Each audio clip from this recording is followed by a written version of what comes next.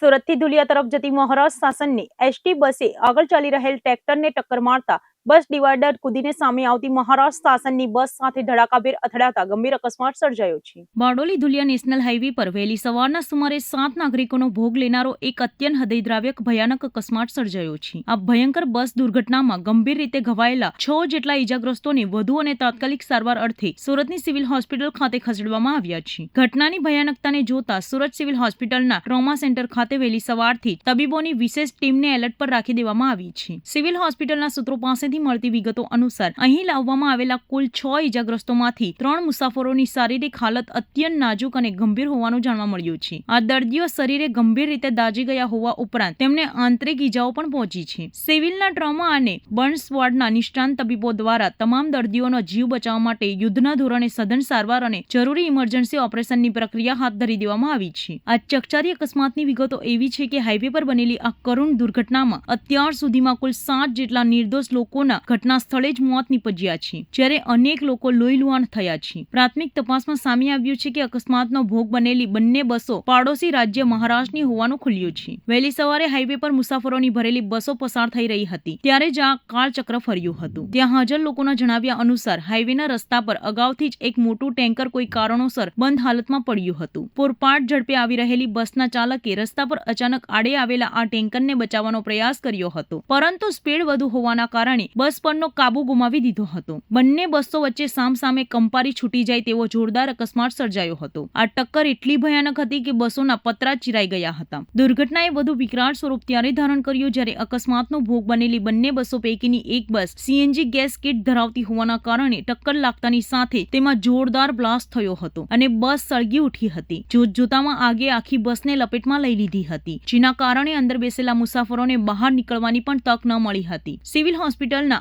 RMO doctor Lakshman ટેલિયાણીએ ઈજાગ્રસ્તોની સ્થિતિ અંગે સત્તાવાર બાઇટ આપતા જણાવ્યું હતું કે ડોક્ટર લક્ષ્મણ ટેલિયાણી ટ્રોમા સેન્ટર નવી સિવિલ હોસ્પિટલ સુરત ખાતે અત્યારે બારડોલીના જે બસના અકસ્માતની જે ઘટના થઈ છે એમાંથી 6 દર્દીઓ અત્યારે આવેલા છે। એમને નાની મોટી ઈજાઓ છે, હેડ ઇન્જરી પણ છે, ફ્રેક્ચર્સ પણ છે, પણ સદભાગ્યે અત્યારે વાઇટલી સ્ટેબલ છે। હાલમાં એમની સારવાર સારી રીતે ચાલી રહી છે અને અત્યારે પૂરતી સુવિધાઓ અને પૂરતા ડૉક્ટરો છે, સારવાર સારી રીતે ચાલી રહી છે। मृत्यु आंकड़ा सर कितना है? અત્યારે કોઈ મૃત્યુનો કોઈ પણ મૃતદેહ અત્યારે કોઈ આવેલું નથી। ये जो एक्सीडेंट की दुर्घटना हुई है वो 2 बसों के बीच में हुई है। एक बस महाराष्ट्र से सूरत जा रही थी, दूसरी बस सूरत से महाराष्ट्र आ रही थी और दोनों गवर्नमेंट बस है। एक पानी का जो ट्रैक्टर के साथ जो टैंकर होता है वो एक जा रहा था, उसके साथ ये सूरत वाली बस है, सूरत से महाराष्ट्र वाली, वो उनका टकराव हुआ और उसके बाद उनका बैलेंस जो है वो बिगड़ गया और डिवाइडर कूद के सामने के साइड ये बस चले गई और महाराष्ट्र से सूरत आने वाली बस थी, उनके साथ जो टकराव हुआ उसकी वजह से वो बस पलटी हो गई और पलटी होने के बाद उसमें आग लगी। आग लगने की वजह से कुछ एक लोगों को इंजरी हुई है, कुछ एक लोगों का डेथ हुआ है और सबको तात्कालिक हमारी दोनों डिस्ट्रिक्ट की जो टीम है सब टीम यहाँ आके सबको रेस्क्यू किया गया है। जो भी इंजर्ड पर्सन है उनको प्राथमिकता के आधार पे अभी सब डॉक्टर्स की टीम उनको सारवार दे रही है और उनके जो परिवारजन है उनके साथ हमारी टीम संपर्क में है। वो लोग यहाँ आ जाए और हमारी जो इन्वेस्टिगेशन है वो इन्वेस्टिगेशन अभी चालू है। और कितने लोग इसमें लगभग डेथ कर 7 एक लोगों का दुखद मृत्यु हुआ है और तकरीबन 20 से 25 लोग इंजर्ड हुए हैं, लेकिन उसमें सभी हॉस्पिटल के साथ हम संपर्क में हैं क्योंकि कुछ एक लोग जो नॉर्मल इंजरी हुई थी वो कुछ एक लोग प्राइवेट व्हीकल में भी यहाँ से जो अच्छे नागरिक कोई जा रहे थे उनके साथ भी चले गए हैं। तो हॉस्पिटल से जैसे इन्फॉर्मेशन आएगी उसके मुताबिक हमारी टीम उनको नोट करती जा रही है और इन्वेस्टिगेशन में उनको शामिल करती जा रही है, तो ताकि एग्जैक्ट पता बाद में चलेगा। ગૃહમંત્રી હર્ષ સંઘવીની હાઈ લેવલ બેઠક બાદ સુરત પોલીસ એક્શન મોડમાં આવ્યું છે। સાયબર ક્રાઇમ અને ઓનલાઈન ઠગાઈ આચરતી ગેંગ સામે ઓપરેશન મ્યુલ એકાઉન્ટ 2.0 અંતર્ગત એક સાથે 40 ગુના નોંધીને 50 થી વધુની અટકાયત કરાતા ફફડાટ મચી ગઈ છે। ગુજરાત રાજ્યના ગૃહમંત્રી હર્ષ સંઘવી દ્વારા સાયબર ક્રાઇમ અને ઓનલાઈન નાણાકીય ફ્રોડના વધી રહેલા ગ્રાફને રોકવા માટે તાજેતરમાં જ એક હાઈ લેવલ સમીક્ષા બેઠક યોજવામાં આવી હતી। આ બેઠક પૂર્ણ થતાં જ ગૃહમંત્રીની કડક સૂચના બાદ સુરત પોલીસ વિભાગ સફાળું જાગ્યું છે અને વ્યાપક સ્થળે એક્શન મોડમાં આવ્યું છે। ડિજિટલ અરેસ્ટ, ઇન્વેસ્ટમેન્ટ અને લોનના નામે નિર્દોષ નાગરિકોના બેંક ખાતા ખાલી કરાવતી ગેંગના નેટવર્કને ધ્વસ્ત કરવા માટે સુરતમાં એક બહુ મોટું ઓપરેશન હાથ ધરવામાં આવ્યું છે। સુરત પોલીસ દ્વારા ખાસ ચલાવવામાં આવેલા ઓપરેશન મ્યુલ એકાઉન્ટ 2.0 અંતર્ગત સમગ્ર શહેરમાં સાયબર ઠગો સામે સપાટો બોલાવવામાં આવ્યો છે. આ ઓપરેશન અંતર્ગત શહેરના અલગ અલગ પોલીસ મથકોમાં એક જ દિવસમાં ઓનલાઈન ઠગાઈના કુલ 40 જેટલા ગંભીર કેસો એકસાથે નોંધીને કાયદેસરની કાર્યવાહી શરૂ કરવામાં આવી છે. પોલીસની આ આક્રમક કાનૂની કાર્યવાહીના કારણે મ્યુલ એકાઉન્ટ એટલે કે ભાડે ખાતા આપીને કમિશન કમાતી ગેંગના સાગરીતોમાં ભારે ફફડાટ વ્યાપી ગયો છે. આ દાખલ થયેલી તમામ ફરિયાદો પૈકી સુરત સાયબર ક્રાઇમ બ્રાન્ચ મથકમાં સૌથી વધુ 13 જેટલી હાઈ પ્રોફાઇલ ફરિયાદો નોંધવા પામી છે. આ ઓપરેશન દરમિયાન અત્યાર સુધીનો સૌથી મોટો ઓનલાઈન ફ્રોડના કેસ પણ સામે આવ્યો છે, જેમાં ભોગ બનનાર નાગરિક પાસેથી અદ્ધત કહી શકાય તેવી 1.52 કરોડ રૂપિયાની રકમ ઓનલાઈન ઠગાઈ આચરવામાં આવી છે. શહેરના વિવિધ પોલીસ સ્ટેશનોમાં નોંધાયેલા કેસોમાં લઘુત્તમ રૂપિયા 4,000 થી લઈને મહત્તમ રૂપિયા 1.52 કરોડની ડિજિટલ લૂંટના ગુનાઓ સામેલ છે. સાયબર ઠગાઈના કરોડો રૂપિયા જે બેંક ખાતાઓમાં ટ્રાન્સફર કરવામાં આવ્યા હતા તેવા શંકાસ્પદ બેંક એકાઉન્ટ હોલ્ડર્સ અને વચેટિયાઓ પર પોલીસે ત્રાટકીને અત્યાર સુધીમાં 50 કરતા પણ વધારે લોકોની અટકાયત કરી હોવાની પાક્કી માહિતી સૂત્રો તરફથી સામે આવી રહી છે. પકડાયેલા શખ્સોની પૂછપરછમાં આ નેટવર્ક દેશના અન્ય રાજ્યો તેમજ વિદેશી ધરતી પરથી ઓપરેટ થતું હોવાના પુરાવા મળી રહ્યા છે. આ આંતરરાજ્ય અને આંતરરાષ્ટ્રીય સ્થળની ઓનલાઈન ઠગ ટોળકીના સમગ્ર નેટવર્ક અને કિંગ પિન સુધી પહોંચવા તેમજ તેને જળમૂળથી તોડી પાડવા માટે સુરત પોલીસ દ્વારા સ્પેશિયલ ઇન્વેસ્ટિગેશનની ટીમ રચાઈ છે. સુરતના જહાંગીરપુરામાં સરકારી તંત્રની મોટી બેદરકારી સામે આવી છે. કરોડોના ખર્ચે બનેલા સુડા આવાસમાં માત્ર 2 જ વર્ષમાં જર્જરિત બનતા 10,000 થી વધુ લોકોના જીવ જોખમમાં મુકાયા છે. વારંવારની રજૂઆત છતાં કોઈ ઉકેલ ન આવતા આજે આક્રોશિત સ્થાનિકોએ સુડા ભવન ખાતે હલ્લાબોલ કર્યો હતો. મારું નામ ભાવના છે. સુડા સંસ્કૃતિ વર્ણકલા જહાંગીરપુરાના રહેવાસીઓ છે. અમે ઘણીવાર અહીંયા પરાગ સરને કમ્પ્લેનો કરી છે, મૌખિકમાં અને લેખિતમાં બંને કમ્પ્લેનો કરી છે. સુરતના જહાંગીરપુરા વિસ્તારમાં સુડા દ્વારા બનાવવામાં આવેલા આવાસો આજે ભ્રષ્ટાચાર અને નબળા બાંધકામની ચાડી ખાઈ રહ્યા છે. ચોંકાવનારી વાત એ છે કે આ આવાસોનું લોકાર્પણ થયાને હજુ માંડ 2 વર્ષનો સમય વીત્યો છે. વર્ષ 2024માં અહીં લાભાર્થીઓને પોઝેશન આપવામાં આવ્યું હતું અને લોકો ભારે હોંશથી રહેવા આવ્યા હતા, પરંતુ રહેવા ગયાના માત્ર એક જ વર્ષમાં એટલે કે વર્ષ 2025થી આ બિલ્ડિંગોની અસલી મજબૂતાઈ સામે આવી ગઈ છે. આવાસની દિવાલોમાંથી પોપડા ઉખડવા લાગ્યા છે, ગેલેરી અને છતમાંથી સિમેન્ટ ખરી રહ્યું છે અને ઘરોમાં લગાડેલી ટાઇલ્સ પણ આપોઆપ તૂટી રહી છે. આ નબળા બાંધકામને કારણે અહીં રહેતા હજારો પરિવારોમાં અત્યારે ફફડાટ અને ભયનો માહોલ જોવા મળી રહ્યો છે. આ જહાંગીરપુરા સુડા આવાસમાં નાની મોટી કુલ 24 બિલ્ડિંગો આવેલી છે, જેમાં અંદાજે 10,000 થી પણ વધુ લોકો વસવાટ કરે છે. આ 10,000 લોકો છેલ્લા 1 વર્ષથી રાત દિવસ પોતાના જીવના જોખમે આ આવાસમાં આશરો લઈ રહ્યા છે. ક્યારે કઈ બિલ્ડિંગનો કયો ભાગ માથે પડશે તે કોઈ જાણતું નથી. સ્થાનિક રહીશોનો આરોપ છે કે આ ગંભીર સમસ્યા અંગે તેઓએ છેલ્લા 1 વર્ષમાં સુડા ભવનની કચેરીએ જઈને અધિકારીઓને વારંવાર લેખિત અને મૌખિક રજૂઆતો કરી છે, પરંતુ આજ દિન સુધી સરકારી બાબુઓ દ્વારા કોઈ ઠોસ નિર્ણય લેવામાં આવ્યો નથી કે ન તો કોઈ રિપેરિંગ કામ શરૂ કરાયું છે. તંત્રની આ ઘોર ઉદાનીસ્તાની કંટાળીને આજે આવાસના રહીશો ફરી એકવાર મોટી સંખ્યામાં સુડા ભવન ખાતે ન્યાય માંગવા દોડી આવ્યા હતા.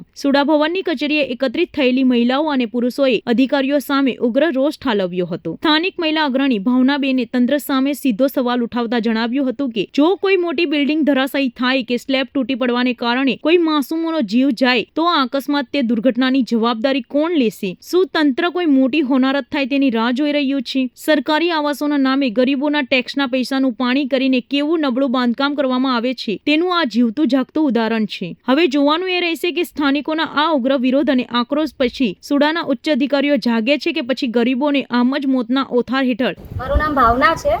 સુડા સંસ્કૃતિ વર્ણકલા જહાંગીરપુરાના રહેવાસીઓ છે.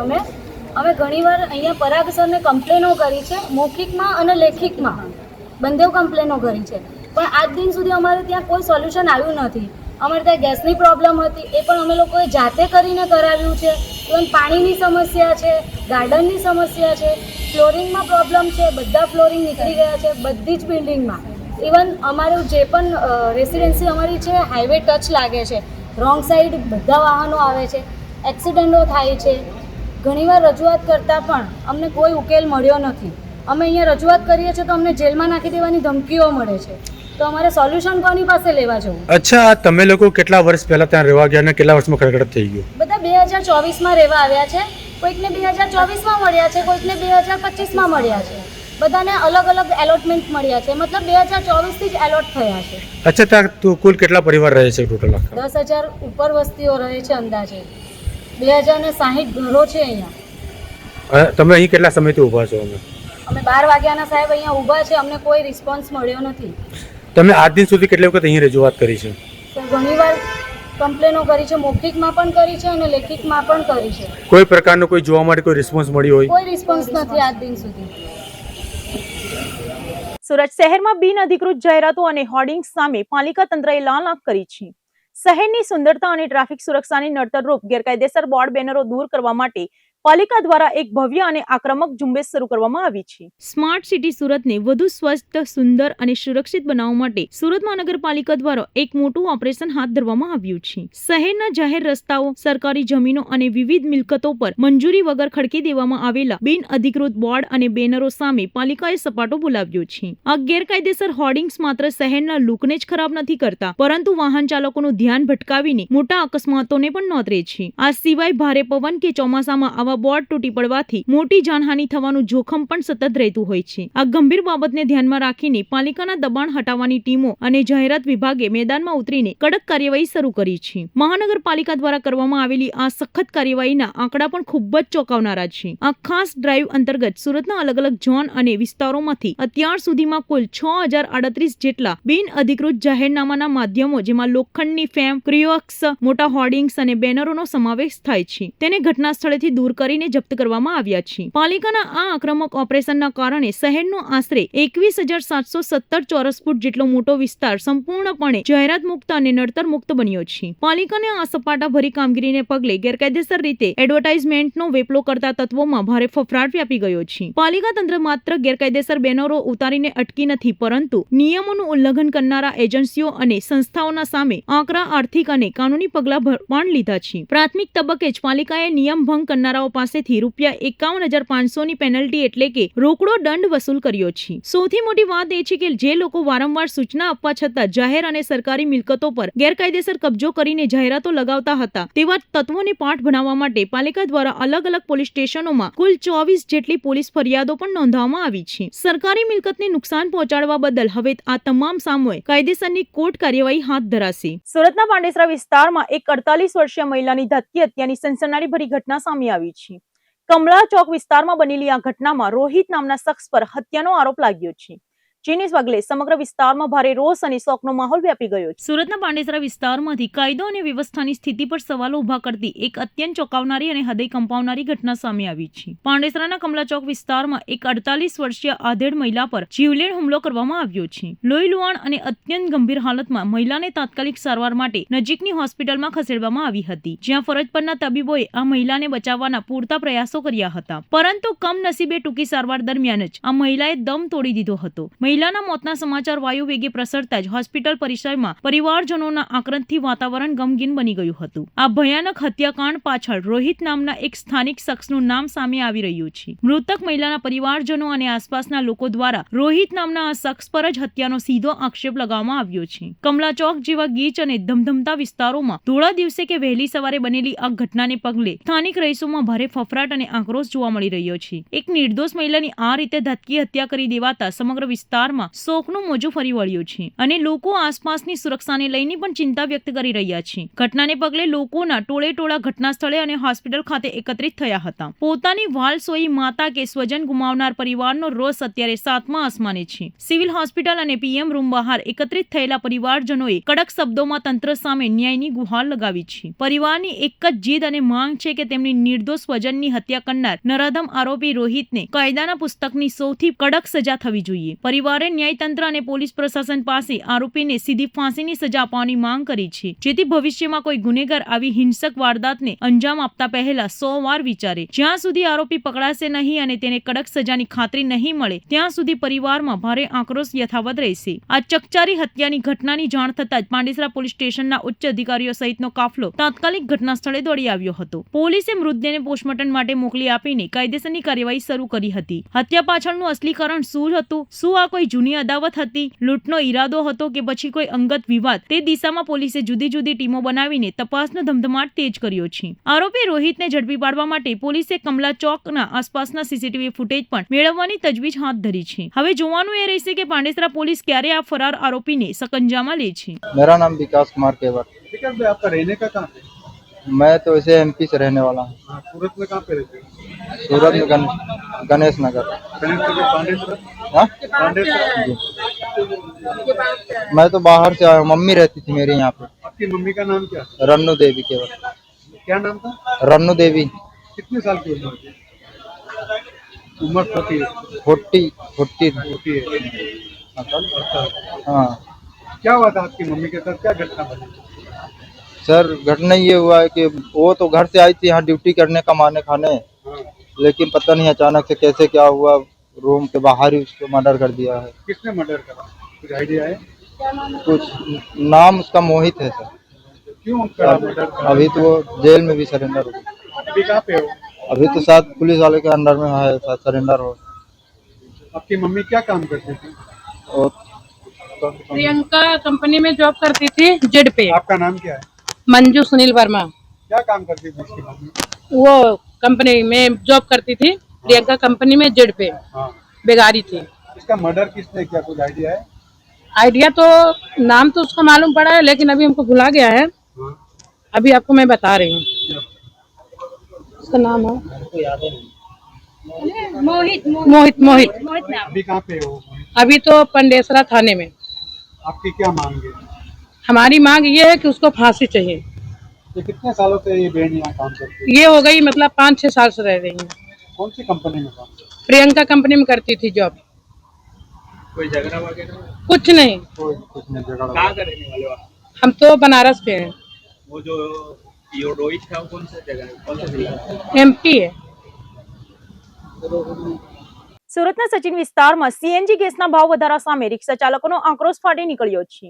સચિન 4 રસ્તા ખાતે 100 થી વધુ રિક્ષા ચાલકોએ હડતાલ પાડીને અન્ય રિક્ષાઓમાંથી મુસાફરોને બળજબરીપૂર્વક ઉતારી દેતા ભારે તકદીલી સર્જાઈ હતી. સુરત શહેરમાં ઈંધણ અને સીએનજી ગેસના ભાવમાં ઝીકાયેલા અસહ્ય વધારાની સીધી અસર હવે ટ્રાન્સપોર્ટ વ્યવસ્થા પર જોવા મળી રહી છે. સુરતના ઔદ્યોગિક વિસ્તાર ગણાતા સચિનમાં સીએનજી ગેસના ભાવ વધારાનો ઉગ્ર વિરોધ કરવા માટે ઓટો રિક્ષા ચાલકો દ્વારા હડતાલનું હથિયાર ઉગામવામાં આવ્યું છે. 2 જૂનની વહેલી સવારે જ સચિન 4 રસ્તા ખાતે 100 થી વધુ રિક્ષા ચાલકો એકત્રિત થઈ ગયા હતા અને વાહનોના પૈડા થંભાવીને તંત્ર સામે મોરચો માંડ્યો હતો. રિક્ષા ચાલકોના આ અચાનક વિરોધ પ્રદર્શનના કારણે સચિનથી ભેસ્તાન અને સચિનથી ઉધના જેવા અત્યંત વ્યસ્ત ગણાતા લોકલ રૂટ પરની પરિવહન સેવાઓ સંપૂર્ણપણે ઠપ થઈ ગઈ હતી. સવારના સમયે કામ અને નોકરી ધંધે જવા નીકળેલા હજારો શ્રમિકો અને મુસાફરો અટવાઈ પડ્યા હતા. સીએનજીના વધેલા ભાવ સામે રિક્ષા ચાલકોનો ગુસ્સો એટલો ચરમસીમાએ હતો કે સમગ્ર વિસ્તારમાં અફરાતફરીનો માહોલ જોવા મળ્યો હતો. આ હડતાલ દરમિયાન મુસાફરો માટે સૌથી વધુ આઘાતજનક અને મુશ્કેલીભરી સ્થિતિ ત્યારે સર્જાઈ જ્યારે વિરોધ કરી રહેલા રિક્ષા ચાલકોએ કાયદો હાથમાં લીધો હતો. જે સાથે રિક્ષા ચાલકો આ હડતાલમાં સામેલ ન હતા અને મુસાફરોને બેસાડીને પોતાના રૂટ પર પસાર થઈ રહ્યા હતા તેમને વિરોધ પ્રદર્શન કરી રહેલા રિક્ષા ચાલકોના ટોળાએ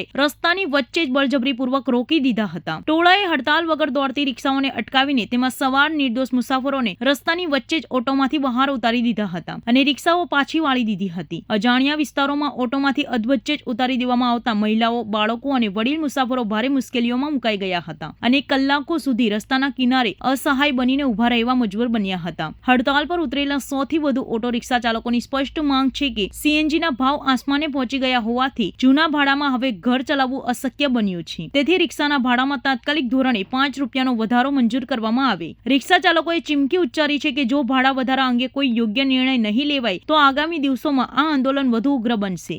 2026 से पूरा भाव गैस का भाव बढ़ गया है, बराबर, और प्लस 2-2 रुपया करते आज 86 रुपया का भाव हो गया है. तो हम लोगों की एक ही मांग है, 5 से 10 रुपया बढ़ाने की मांग है. बाकी किसी को तकलीफ देना नहीं चाहते. સુરતમાં ડીઆરઆઈ અને વન વિભાગની ટીમે સંયુક્ત ઓપરેશન પાર પાડીને દીપડાના ચામડાના ગેરકાયદેસર આંતરરાષ્ટ્રીય વેપારનો પર્દાફાશ કર્યો છે. સુરત શહેરમાં વન્યજીવોના અંગોની તસ્કરી અને ગેરકાયદેસર વેપાર કરતી એક મોટી ગેંગ સક્રિય હોવાનો સનસનાટીપૂર્ણ ખુલાસો થયો છે. કેન્દ્રીય એજન્સી ડીઆરઆઈ એટલે કે ડાયરેક્ટોરેટ ઓફ રેવન્યુ ઇન્ટેલિજન્સ અને સુરત વન વિભાગની ટીમે એક સંયુક્ત અને ગુપ્ત ઓપરેશન હાથ ધરીને પ્રતિબંધિત દીપડાના ચામડાના ગેરકાયદેસર વેપારના રેકેટનો પર્દાફાશ કર્યો છે. આંતરરાષ્ટ્રીય બજારમાં કરોડોની કિંમત કિંમત ધરાવતા વન્યજીવના ચામડાની હેરાફેરી મામલે ટીમે 2 સાતીર આરોપીઓને દબોચી લીધા છે. આ હાઈ પ્રોફાઇલ દરોડાની વિગતો એવી છે કે DRIની ટીમને સોશિયલ મીડિયાના માધ્યમથી એક અત્યંત ચોંકાવનારી કડી મળી હતી. સોશિયલ મીડિયા પ્લેટફોર્મ પર દીપડાના અસલી ચામડાનો સોદો કરવા માટે અંદાજે 1 કરોડ રૂપિયા જેવી માતબર રકમ માંગવામાં આવી હતી. આ ચોક્કસ કડી મળતાની સાથે જ DRIના અધિકારીઓ એક્શનમાં આવ્યા હતા અને ગ્રાહક બનીને સુરતની એક પ્રતિષ્ઠિત હોટલમાં તસ્કરોને પકડવા માટે સજ્જડ ટ્રેપ ગોઠવી દીધી હતી. હોટલની અંદર ગોઠવાયેલી ટ્રેપના આધારે DRIએ પ્રથમ તો ચામડું વેચવા આવેલા એક મુખ્ય શખ્સને રંગે હાથે ઝડપી પાડ્યો હતો. ત્યારબાદ પકડાયેલા આરોપીની સઘન પૂછપરછ અને કડક તપાસ હાથ ધરવામાં આવતા આ ગુનામાં સંડોવાયેલા અન્ય એક સહયોગીનું નામ પણ બહાર આવ્યું હતું, જેને પગલે વન વિભાગ અને DRIની ટીમે ત્વરિત કાર્યવાહી કરીને બીજા આરોપીને પણ કાયદાના સિકંજામાં લઈ લીધો હતો. સુરત વન વિભાગની ટીમ જ્યારે જપ્ત કરવામાં આવેલા દીપડાના આ ચામડાનું બારીકાઈથી વૈજ્ઞાનિક પૃથ્થકરણ કર્યું ત્યારે અત્યંત ચોંકાવનારી અને કાળજુ કંપાવી દે તેવી બાબતો સામે આવી હતી. વાઇલ્ડ લાઇફ એનાલિસિસ અને નિષ્ણાંતોના મતે આ દીપડાનું ચામડું બિલકુલ ફ્રેશ એટલે કે તાજું લાગી રહ્યું છે. આશરે 1-2 મહિનાની અંદર જ આ નિર્દોષ દીપડાને જંગલમાં ક્રૂરતાપૂર્વક શિકાર કરવામાં આવ્યા હોવાની પ્રબળ આશંકા સેવાઈ રહી છે. સૌથી વધુ ગંભીર બાબત એ છે કે જપ્ત કરાયેલા ચામડા પર બુલેટ એટલે કે બંદૂકની ગોળી વાગ્યાનું સ્પષ્ટ નિશાન મળી આવ્યું છે, જે સાબિત કરે છે કે શિકારીઓએ હથિયારના જોરે દીપડાને મોતને ઘાટ ઉતાર્યો હતો. આ ઉપરાંત ચામડાની જપ્તી દરમિયાન દીપડાના મૂલ્યવાન દાંત કે પંજાના નખ મળી આવ્યા નથી. આ બાબત ગુનાની ગંભીરતામાં વધારો કરે છે. દીપડાના શરીરના અન્ય કિંમતી અંગો જ અત્યારે ક્યાં છે અને તેને કોને વેચવામાં આવ્યા છે? વન્યજીવ સંરક્ષણ ધારા હેઠળ પ્રતિબંધિત એવા દીપડાના શિકારના આ આખા રેકેટના મૂળ સુધી પહોંચવા માટે સુરત વન વિભાગ અને એજન્સીઓએ અલગ અલગ દિશાઓમાં સઘન તપાસનો ચક્કો ગતિમાન કર્યા છે. આ શિકાર કયા જંગલ વિસ્તારમાં કરવામાં આવ્યો હતો, તેમાં ક્યાં હથિયારોનો ઉપયોગ થયો છે અને આંતરરાષ્ટ્રીય સ્થળે આની કડીઓ ક્યાં જોડાયેલી છે, તે તમામ પાસાઓ પર પોલીસ અને વન વિભાગ ઊંડાણપૂર્વક તપાસ ચલાવી રહ્યું છે. ચોમાસાની ઋતુ પૂર્વ સુરત ફાયર બ્રિગેડ એક્શન મોડમાં આવ્યું છે. ચોમાસા દરમિયાન પૂરની આપત્તિને પહોંચી વળવા માટે ફાયર વિભાગ દ્વારા રાંદેર કોઝવે ખાતે 25 થી વધુ જવાનોને ખાસ રેસ્ક્યુ ટ્રેનિંગ અપાવવાની શરૂઆત કરાઈ છે. સુરત શહેરમાં આગામી ચોમાસાની ઋતુ દરમિયાન પૂર અથવા ભારે વરસાદ જેવી કોઈ પણ કટોકટીની સ્થિતિને પહોંચી વળવા માટે સુરત મહાનગરપાલિકાનું ફાયર વિભાગ અત્યારથી જ સજ્જ બન્યું છે. સુરતના રાંદેર કોઝવે ખાતે તાપી નદીના પાણીમાં ફાયર વિભાગ દ્વારા ખાસ ડિઝાસ્ટર મેનેજમેન્ટ અને પૂર રાહત માટેની પ્રેક્ટિસ ટ્રેનિંગ શરૂ કરવામાં આવી છે. આપત્તિના સમયે નાગરિકોની સુરક્ષા સુનિશ્ચિત કરવા માટે ફાયરના ઉચ્ચ અધિકારીઓની સીધી દેખરેખ હેઠળ આ વિશેષ ઝુંબેશ હાથ ધરાઈ છે. આ ખાસ ચોમાસુ ટ્રેનિંગ સેન્ટર પર પૂરની સ્થિતિમાં લોકોને બચાવવા માટે જરૂરી એવા તમામ આધુનિક રેસ્ક્યુના સાધનો અને હાઈ સ્પીડ બોટ્સ તૈનાત કરવામાં આવી છે. ફાયર વિભાગના જવાનોને પ્રતિકૂળ પરિસ્થિતિઓમાં ઓપરેશન કઈ રીતે પાર પાડવું તેનું જીવંત માર્ગદર્શન આપવામાં આવી રહ્યું છે. આ ટ્રેનિંગ સેશનને સફળતાપૂર્વક ચલાવવા અને જવાનોની ક્ષમતા વધારવા માટે ખાસ 3 થી 4 અનુભવી ટ્રેનિંગ અધિકારીઓની નિમણૂક કરવામાં આવી છે, જેઓ દરેક ઝીણવટભરી ટેકનિક શીખવી રહ્યા છે. હાલમાં રાંદેર કોઝવે ખાતે ફાયર વિભાગના 25 જેટલા જાબાઝ અને રીઢા તરવૈયાઓને આકરી ટ્રેનિંગ આપવામાં આવી રહી છે. ટ્રેનિંગ દરમિયાન નદી કે પૂરમાં ડૂબતા લોકોને કઈ રીતે સુરક્ષિત બહાર કાઢવા, પૂરના ધસમસતા પ્રવાહના બોટને કેવી રીતે કંટ્રોલ કરવી અને ઓછા સમયમાં વધુમાં વધુ લોકોને રેસ્ક્યુ ઓપરેશન કઈ રીતે પૂર્ણ કરવું તે અંગેની તમામ મહત્વપૂર્ણ અને ટેકનિકલ માહિતી પ્રાયોગિક ધોરણે આપવામાં આવી રહી છે. ચીફ ફાયર ઓફિસર બસંત પરીખે મીડિયા સમક્ષ આ પ્રિમોન્સન મોકડ્રીલ અંગે સત્તાવાર વિગતો આપતા જણાવ્યું હતું કે 2 जून से 10 जून तक 10 दिन का लगातार ट्रेनिंग रहेगा. सूरत म्यूनिसिपल कॉरपोरेशन के फायर एंड इमरजेंसी विभाग की तरफ से वाटर रेस्क्यू का ये ट्रेनिंग है और इसमें होड़ी वगैरह हमने रखा है. बाकी स्कूबा सेट है जो डीप डाइविंग में काम आते हैं, वो सब सेट किस तरह से यूज करना है उसकी जानकारी दी जाएगी. और पूर वगैरह में कहीं रेस्क्यू करना है, वाटर रेस्क्यू, तो इसके बारे में बताया जाएगा. ट्रेनर यहाँ पे 3 से 4 ऑफिसर रखे गए हैं. ये लोग इनको सभी को ट्रेंड करेंगे. हर एक फायर स्टेशन से एक जो तरवैया है उनको लिया गया है. इस तरह से 25 लोगों का बैच है और 4 से 5 कलाक तक इनको ट्रेनिंग देंगे. इसके बाद इवनिंग में सेकंड बैच आएगा. इस तरह से लगातार 10 दिन तक और हर एक फायर स्टेशन को कवर करेंगे. સુરત શહેરમાં અતિવૃષ્ટિ કે પૂરની સ્થિતિ વખતે ફાયર બ્રિગેડની ભૂમિકા સૌથી મહત્વની હોય છે. જવાનો અત્યારથી જ માનસિક અને શારીરિક રીતે સજ્જ રહે તે હેતુથી દર વર્ષે આ પ્રકારે નદીના પાણીમાં વાસ્તવિક સ્થિતિનું નિર્માણ કરીને ટ્રેનિંગ આપવામાં આવે છે. આ સજ્જતાના કારણે ચોમાસા દરમિયાન ગમે તેવી આફત સમયે શહેરના નાગરિકોના જાનમાલનું રક્ષણ સમયસર કરી શકાશે. સુરત શહેર પોલીસના સાયબર ક્રાઇમ સેલ દ્વારા દેશવ્યાપી ઓપરેશન મ્યુલ હન્ટ 2.0 અંતર્ગત મોટો સપાટો બોલાવાયો છે. પોલીસે 3 દિવસીય વિશેષ ઝુંબેશ ચલાવીને કરોડો રૂપિયાનું સાયબર ફ્રોડ નેટવર્ક ઝડપી પાડ્યું છે.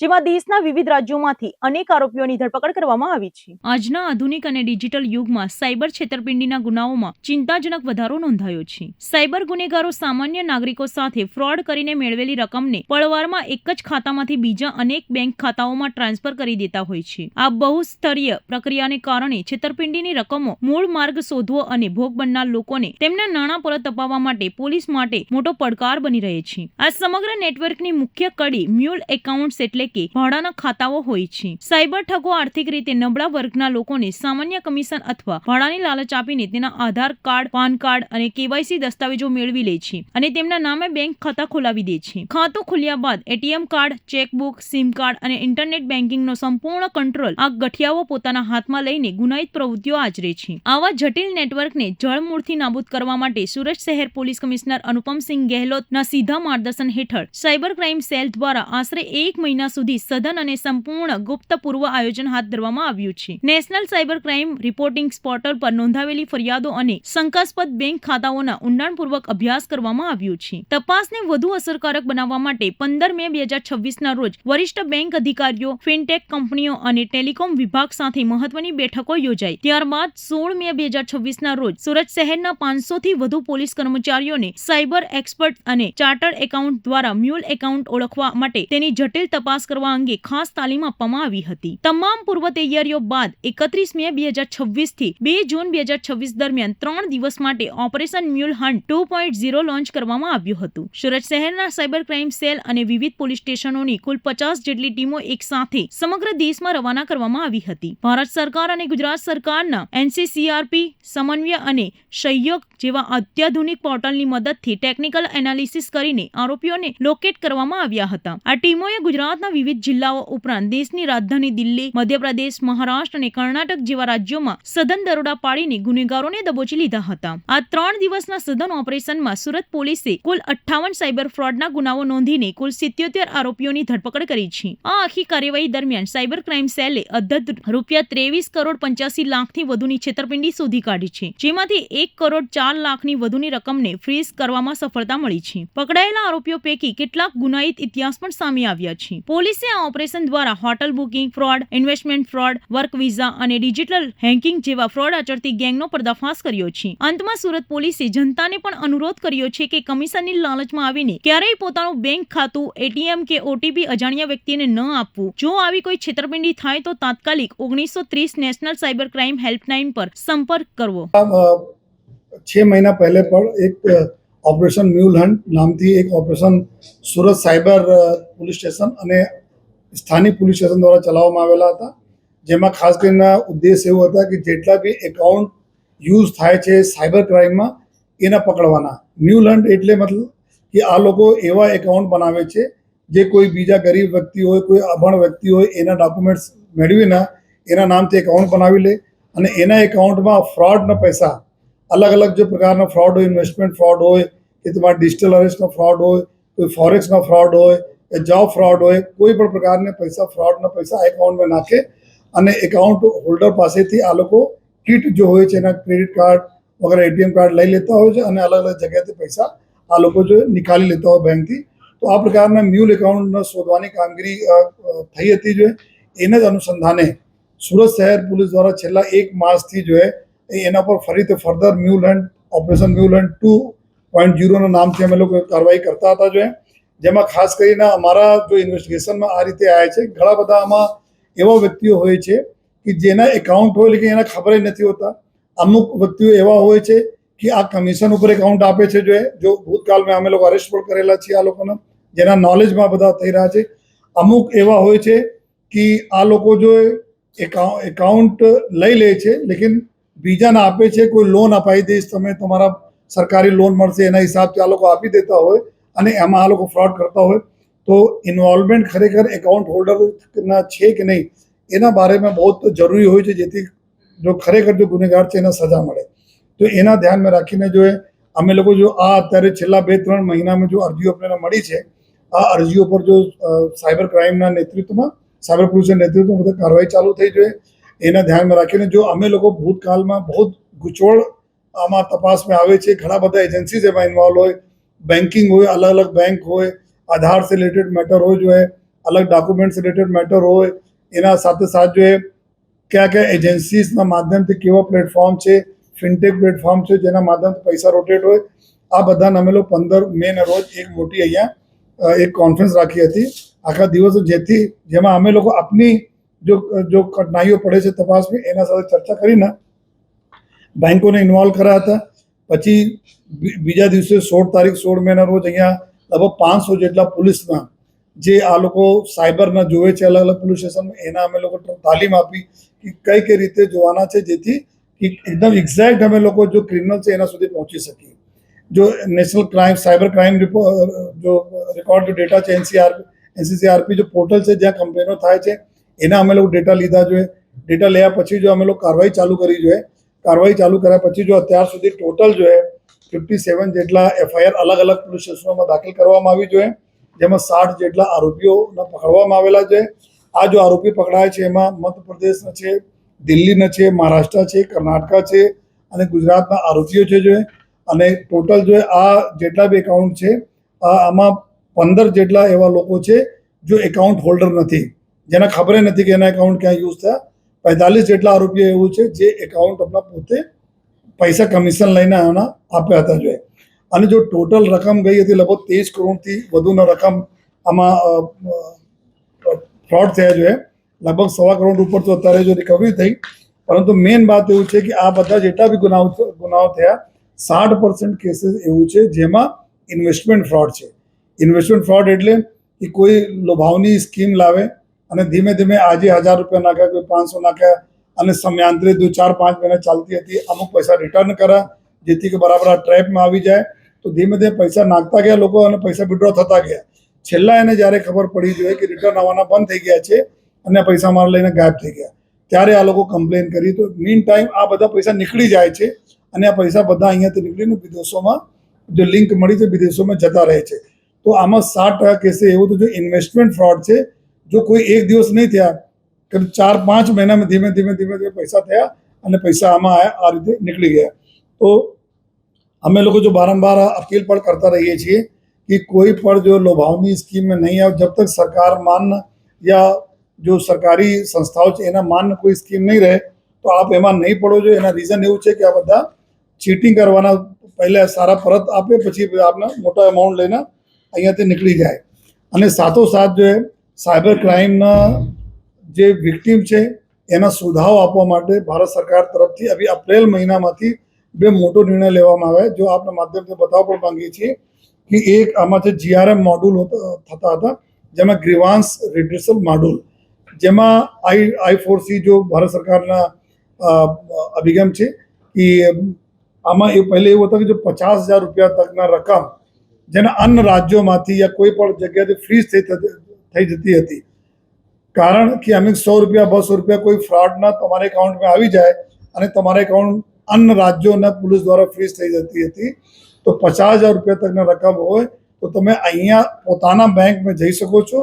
बैंक में तमे डॉक्यूमेंट अगर आपशो जेन्युइन डॉक्यूमेंट कि भाई हमारा आ रीते जेन्युइन तमारा आ पैसा कोई लेवा देवा नहीं तो आपने इमिडिएटली अनफ्रीज करी देवामां आवशे। आ बैंकने सत्ता आपवामां आवेली छे 50,000 रुपया तकना रकमनी। बीजी जो भारत सरकार तरफ जो सुविधा आवी जोईए जेमां I4C तरफथी जेमां MRM छे। MRM एवुं छे कि money return module refund module money refund module में जो 50,000 रुपया तक जो पहले रकम थती हती अने लोको तात्कालिक 1930 पर जो ब्लॉक कर देता था पैसा फ्रीज थई जता था पछी साइबर में या पुलिस में अरजी आपता था अने अरजी तपास करीने डॉक्यूमेंट लईने पुलिस नामदार कोर्टना ऑर्डर लईने एना पैसा परत कराववानी विधि करती हती। परंतु अत्यारे भारत सरकार तरफथी जो MRM मॉड्यूल छे एमां 50,000 रुपया तकना रकम छे तो तमे सीधा पुलिसना तमे डॉक्यूमेंट्स बतावी दो अने त्यांथी तमारा जो पैसा जो है परत आपवा माटे जे अहींयाथी तमारा ऑर्डर थई जशे सीधा आप लई शको छो। तो कोर्ट की प्रक्रिया मांथी जो पहले जवा पड़ती हती एनाथी बी लोकोने जो है आराम थाय जेथी कोर्ट में भारण ओछो थाय अने तात्कालिक पैसा मळी शके। સુરત બારડોલી રોડ પર સર્જાયેલી ગંભીર દુર્ઘટનાના ઈજાગ્રસ્તોની મુલાકાતે રાજ્યમંત્રી પ્રફુલ પાનસરિયા સુરત સિવિલ હોસ્પિટલ પહોંચ્યા છે। ગાંધીનગરથી સીધા સુરત આવીને મંત્રીએ દર્દીઓના ખબર અંતર પૂછ્યા હતા અને શ્રેષ્ઠ સારવાર આપવા હોસ્પિટલ તંત્રને કડક સૂચના અપાઈ હતી. સુરત અને બારડોલી વચ્ચે સર્જાયેલા એક ગમતવાર અકસ્માતની દુર્ઘટના બાદ વહીવટી તંત્ર અને રાજ્ય સરકાર એક્શન મોડમાં આવી ગયા છે. આ અકસ્માતમાં ઘાયલ થયેલા લોકોને તાત્કાલિક ધોરણે સારવાર માટે સુરતની સિવિલ હોસ્પિટલમાં ખસેડવામાં આવ્યા હતા. દુર્ઘટનાની ગંભીરતાને જોતા જ રાજ્યના મંત્રી પ્રફુલભાઈ પાનસેરિયા પોતાના તમામ નિર્ધારિત કાર્યક્રમો ટૂંકાવીને ગાંધીનગરથી સીધા જ સુરત સિવિલ હોસ્પિટલ ખાતે દોડી આવ્યા હતા. હોસ્પિટલ પહોંચતાની સાથે જ મંત્રી પ્રફુલભાઈ પાનસેરિયાએ કોઈ પણ પ્રકારનો સમય બગાડ્યા વિના સીધા જ ઇમરજન્સી વોર્ડ અને ટ્રોમા સેન્ટરની મુલાકાત લીધી હતી, જ્યાં તેમને અકસ્માતનો ભોગ બનેલા દર્દીઓની બેડ પાસે જઈને તેમની શારીરિક સ્થિતિ અને સ્વાસ્થ્ય અંગે રૂબરૂ વિગતો મેળવી હતી. મંત્રીએ મુલાકાત દરમિયાન સિવિલ હોસ્પિટલના સુપ્રિન્ટેન્ડન્ટ, આરએમઓ અને હાજર તબીબોની ટીમ સાથે એક તાકીદની સમીક્ષા બેઠક પણ યોજી હતી. તેમણે સ્પષ્ટ શબ્દોમાં હોસ્પિટલ પ્રશાસનને આદેશ આપ્યા છે કે દુર્ઘટનાનો ભોગ બનેલા તમામ ઈજાગ્રસ્તોને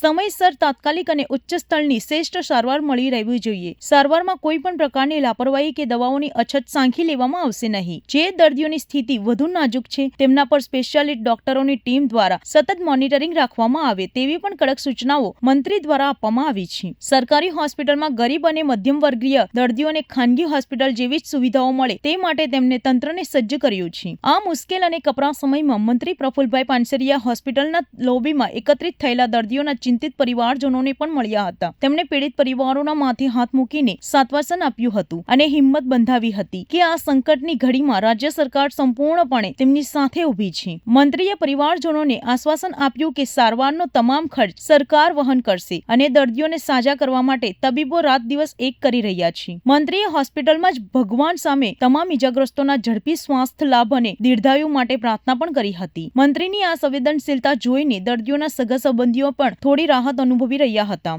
મુલાકાત પૂર્ણ કર્યા બાદ મીડિયા સાથે વાતચીત કરતા મંત્રી પ્રફુલભાઈ પાનસેરિયાએ અકસ્માત અંગે દુઃખ વ્યક્ત કર્યું હતું અને સિવિલ હોસ્પિટલની સજ્જતા વિશે માહિતી આપી હતી. તેમણે જણાવ્યું કે સરકાર આવી આકસ્મિક દુર્ઘટનાઓ સામે લડવા અને નાગરિકોના જીવ બચાવવા માટે હંમેશા તત્પર છે. સિવિલ હોસ્પિટલની કામગીરી પર તેઓ પોતે અને મુખ્યમંત્રી કાર્યાલય સતત નજર રાખી રહ્યું છે. હવે જોવાનું એ રહેશે કે મંત્રીની આ સીધી સૂચનાઓ બાદ હોસ્પિટલ તંત્ર કેટલું સક્રિય રહીને દર્દીઓને જલ્દીથી સાજા કરીને ઘરે મોકલે છે. આજે સિવિલની અંદર આમ તો હું બારડોલી બસ દુર્ઘટના ઘટી ત્યારથી સિવિલના સંપર્કમાં છું. અમારા સિવિલ સુપ્રિન્ટેન્ડન્ટ ડૉક્ટરને ત્યારે પણ સૂચના આપવામાં આવી હતી જે દર્દીઓ અહીંયા દાખલ થાય એમને યુદ્ધના ધોરણે ઓપરેશન, દવા, જે જરૂરિયાત હોય, સીટી સ્કેન, MRI એમની તુરંત જ કરીને એમને પેશન્ટને આપણે ટ્રીટમેન્ટ આપવાની છે, જે ટ્રોમા સેન્ટરની અંદર અપાઈ જ રહી છે. તો પણ સ્પેશિયલ જ્યાં દર્દીઓ એક સાથે અહીં આવે તો આપણે એમને સરસ રીતે ટ્રીટમેન્ટ આપી શકીએ. સાથ વ્યક્તિઓ એક સેકન્ડના ભાગની અંદર ત્યાં મૃત્યુ પામ્યા એ દુઃખદ ઘટના છે, પરંતુ જેમને ઈજા થઈ એ સૌ 12 પેશન્ટ અત્યારે સેફ છે. કોઈને બીજો કોઈ પણ પ્રકારનો પ્રોબ્લેમ નથી. એમને ઓપરેશનની જરૂર હતી, એમને ઓપરેશન થઈ ચૂક્યા છે. બાકી જે મેડિકલ ભાષામાં 2 દિવસ પછી કે 4 દિવસ ઓપરેશન કરવાના હોય એ પણ થઈ જશે. એક પેશન્ટને પ્લાસ્ટિક સર્જરીની પણ જરૂર છે, એ પણ અહીંયા થઈ જશે. તમામ પેશન્ટના સગાવાલા મહારાષ્ટ્ર અને ગુજરાતમાં જ્યાં રહેતા હોય બધા જ અહીંયા આવી ચૂક્યા છે. બાકી દિવસ રાત જે ડૉક્ટરોએ મહેનત કરી છે આ પેશન્ટ પાછળ એમને પણ હું અભિનંદન કરું છું કે કટોકટીના સમયે સિવિલ હોસ્પિટલના આ ડૉક્ટરો દિવસ રાત જોતા નથી. તો આજે આપણે પ્રાર્થના કરી છે 12 પેશન્ટ જલ્દીમાં જલ્દી એમને રજા આપી ઘરે હસતા જાય એવી ઈશ્વરને પ્રાર્થના કરીએ છીએ.